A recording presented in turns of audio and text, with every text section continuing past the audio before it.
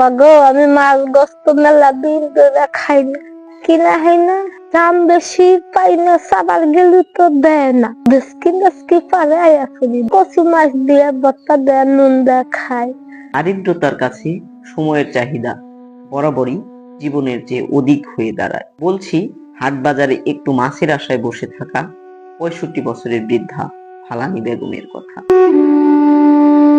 বাড়িতে বাবা মাংস খাইছি, সমাজের থেকে দিছাও তাই খাইছি, আবার মাংস পামু কোনো।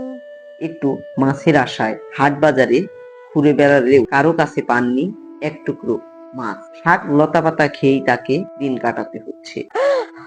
বাবা গো, বাবা। 1952 সালে ঘাটাইল থানার পোড়াবাড়ি গ্রামে লাল মিয়ার কাছে বিয়ে হন ফালানি বেগমের। স্বামীর বাড়িতে অভাব আর দারিদ্রতার সাথে তাকে দিন কাটাতে হয়, আর এভাবেই কেটে যায় 30টি বছর। 30 বছর পর তিনি বাবার বাড়িতে টাঙ্গাইল জেলার খপুর থানার বীরহাটি গ্রামে চলে আসেন।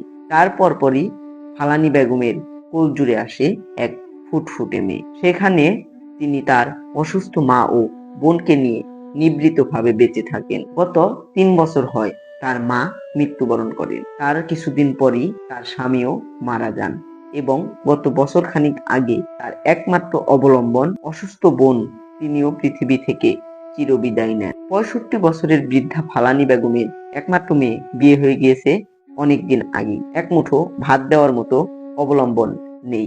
হাট বাজারে ভিক্ষে করে যা পান তা দিয়ে তাকে দিন পার করতে হচ্ছে। আসুন সকলে মিলে এই অসহায় বৃদ্ধ ফালানি বেগমের পাশে দাঁড়াই।